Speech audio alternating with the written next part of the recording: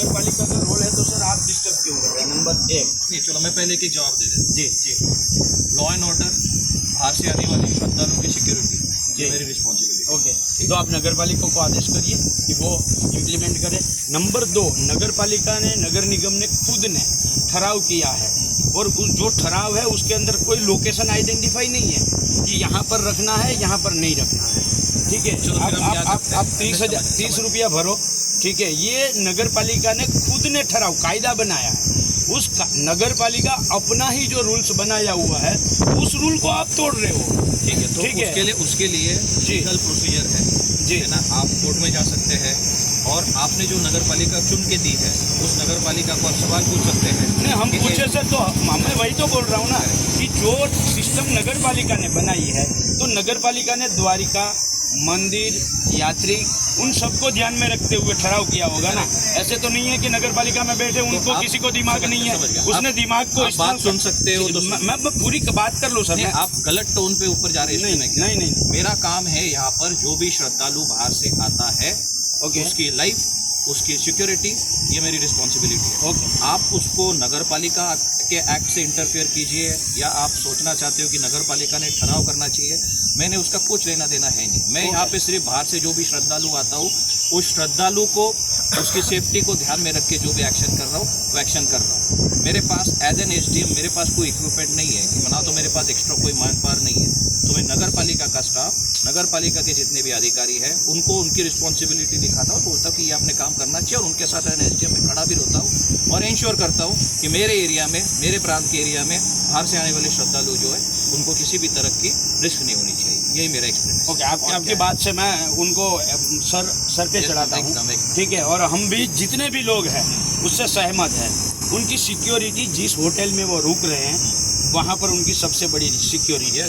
ठीक है, 2021 के बाद जितने भी यहाँ पर होटल बने हैं, एक भी होटल के पास बीयू परमिशन नहीं है। ठीक है, एक भी होटल के पास नहीं, मेरी बात सुन लीजिए, आपको मैंने सुना है, एक भी होटल के पास बीयू परमिशन नहीं है। आपकी सबसे पहली ड्यूटी ये गरीबों पे दम दिखाने की नहीं है सर। ये ऐसे आपकी नहीं, आपकी ड्यूटी। आप वापस गलत टोन पे नहीं, मेरी बात पे बात ही नहीं सुनूंगा। आप ऐसे थोड़ा चलेगा। नहीं, फिर आप एक लीगल तरीके से नहीं लीगल तरीका ये है, आप फॉलो कीजिए लीगल। मैं ऑलरेडी ये है आपकी बीयू परमिशन जिस होटल नहीं है उनको आप लॉक करिए। जीआरडीसी का जो होटलों के लिए बताने की जरूरत ही नहीं है, मैं सब जानता हूँ। होटलों के लिए जीआरडीसी का जो नॉर्म्स है, बात सुनोगे आप मेरी? हाँ सुनिए, मैं सुन रहा हूँ ना, मैं तो इनको मैंने ऑलरेडी बता रहा हूँ। ओके, 35 होटल्स को, होम स्टे को ऑलरेडी नोटिस भेजी हुई है।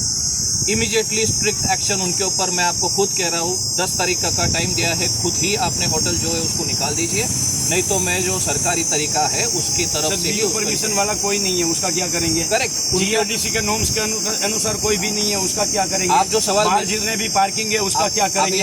बाहर जितने भी जनरेटर है उसके क्या करेंगे? आपको करते रहे। नहीं सर, तो आप मैं जवाब दूंगा ही नहीं इसका।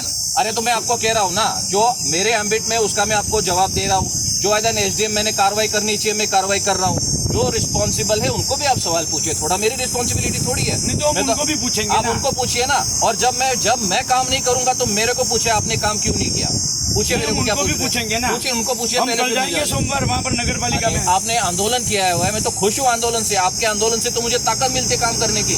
धन्यवाद। समझ रहे हो, आपके आंदोलन से ताकत मिलती है। जब लोग खड़े रहते हैं यहाँ पे मेरे को सवाल पूछते हैं तो मैं इमीडिएटली ग्राउंड के ऊपर एक्शन कर सकता हूँ। आप तो अभी आए हो, मे भी आधे घंटे पहले, मैं सुबह से आधा घंटा बैठ के गया हूँ इनके साथ। मतलब आज नहीं था, इनके सारे प्रॉब्लम समझे हुए। और मेरी एक ही एक रिक्वेस्ट है कि इसको अननेसेसरी पॉलिटिकल इवेंट मत बनाइए। सर पॉलिटिकल है ही नहीं है, जितने भी लोग हैं उनको पूछ लीजिए। आप पॉलिटिकल इवेंट मत बनाइए, लोगों के और एडमिनिस्ट्रेशन के बीच का इवेंट है।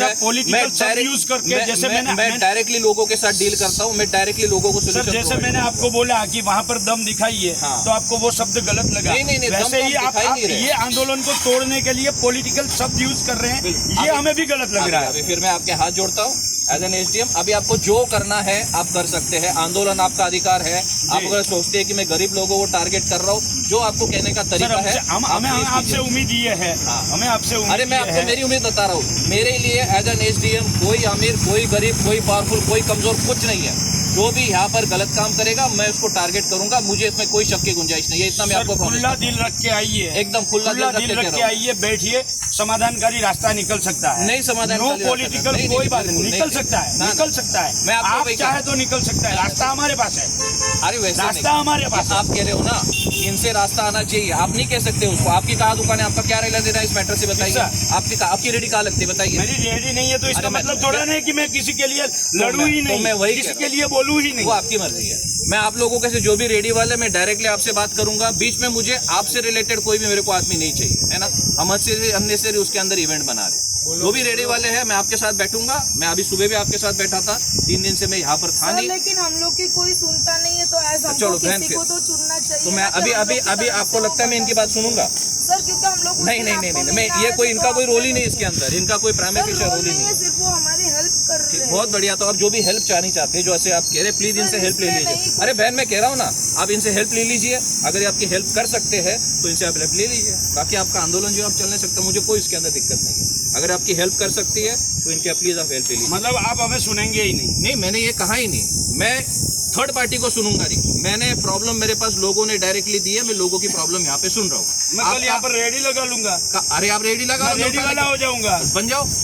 अरे आप प्राइम फिशिया यहाँ पे इस पार्टी के अंदर आपका कोई लोकल स्टैंडिंग तो होना चाहिए। अरे मैं कल यहाँ पर चाय की रेडी लगा लो, ठीक है, लगा रेडी वाला हो जाऊंगा। अरे लगा लो ना सर। मुझे देखो, गरीबों का काम करने में नहीं अगर मुझे रेडी वाला होना पड़े तो मेरी तैयारी है, मैं रेडी वाला हो जाऊंगा। अभी आप ठेला वाला लगाना है, अभी आप गरीब भी बन गए, ठेला वाला भी बन गए। मैं सारा इतिहास जानता हूँ इनसे, मैं सारा इतिहास जानता हूँ क्या कर रहे हो यहाँ पे। ठीक है, please don't make it a political issue. No, मैं डायरेक्टली अपने लोगों के लिए रिस्पॉन्सिबल हूँ। मैं जो भी रैली वाले, मैं खुद उनके लिए भी रिस्पॉन्सिबल हूँ।